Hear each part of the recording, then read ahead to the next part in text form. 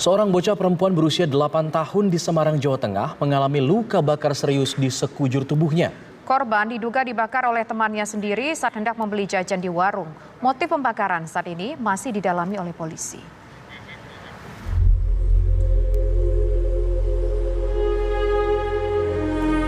Kondisi SP korban yang diduga dibakar temannya mulai membaik setelah menjalani perawatan di RSUD Dr. Gunawan Mangunkusumo, Ambarawa. Selama di rumah sakit, warga desa Pakis, Kecamatan Beringin, Kabupaten Semarang, Jawa Tengah, ini sudah menjalani 4 kali operasi karena luka bakar yang mencapai 32%. Korban mengalami luka bakar mulai dari punggung atas hingga ke bawah dan bagian paha depan hingga ke belakang. Meski mulai membaik, menurut pihak rumah sakit, korban masih harus mendapatkan penanganan ekstra. Metabolisme anak-anak tergolong cukup tinggi sehingga masih harus mendapatkan infus sebagai langkah antisipasi dari kekurangan cairan tubuh atau dehidrasi. Kalau luka bakar sejak dia masuk, prediksi kita adalah 32%. Karena menutupi dari punggung itu sampai dengan pantat, sampai dengan paha bagian belakangnya, terus agak sedikit ke depan itu, sampai ke dekat alat kelamin ya. Nah, sampai dengan alat kelamin seperti itu. Peristiwa terbakarnya SP saat ini mengalami aparat Polres Semarang. Penyelidik masih menunggu kondisi kesehatan korban untuk mencari titik terang bagaimana korban bisa terbakar. Sebelumnya, SP mengalami luka bakar di sekujur tubuhnya akibat diduga dibakar oleh temannya saat hendak belanja di warung. Namun karena minimnya saksi, peristiwa tersebut masih belum juga terungkap. Dari Kabupaten Semarang, Jawa Tengah, Aditya Bayu, TV One mengabarkan.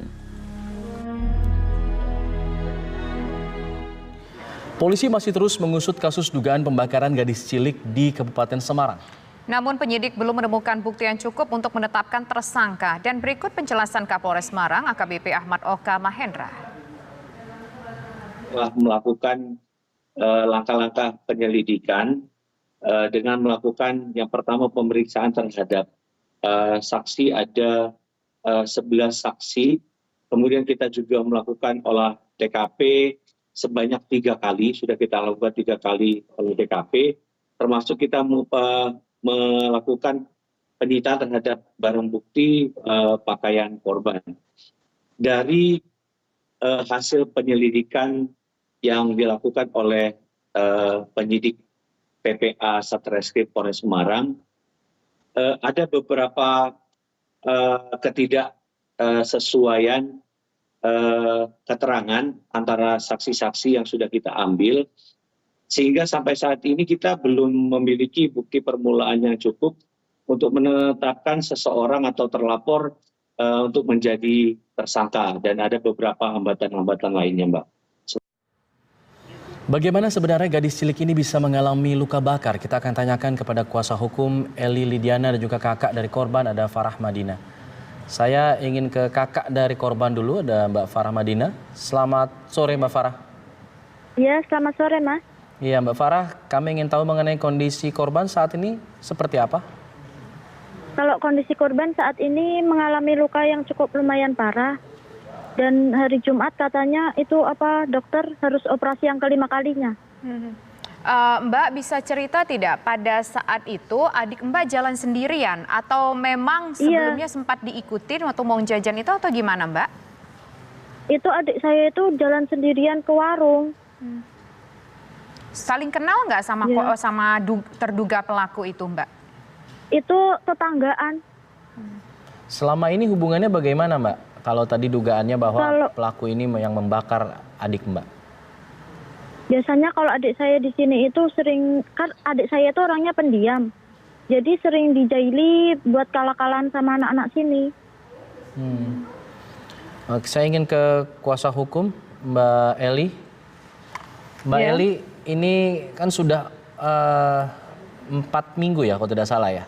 Kasus ini masuk ke polisi tapi belum ada cukup bukti. Nah ini bagaimana kemudian tanggapan dari keluarga korban? Kalau dari keluarga korban sendiri sih percaya dengan apa yang sudah dikatakan dari korban. Karena korban kalau ditanya dari pihak keluarga, ngobrol atau ditanya apapun jawab gitu loh. Biasa, tapi kalau ada orang lain korban memang condong diam dan takut. Ada trauma. Di awal-awal itu setiap jendela dibuka, korban pasti teriak-teriak, takut. Suruh menutup. Nah, kasusnya sendiri di pihak kepolisian saat ini sudah sejauh mana? Kabarnya belum ada tersangka yang ditetapkan ya Bu ya? Iya, sejauh ini belum ada tersangka yang ditetapkan. Karena itu tadi minimnya saksi dan TKP juga sudah tidak istilahnya, karena pelaporan dari Mbak Farah Madina aja selang 2 hari dari peristiwa tersebut. Oke, tadi Mbak Eli bilang korban hanya mau bicara dengan orang-orang tertentu, begitu? Iya, terutama di pihak keluarganya. Pada saat memberikan keterangan ke polisi, apakah polisi bisa mendapatkan keterangan langsung dari korban? Belum, sampai sekarang belum.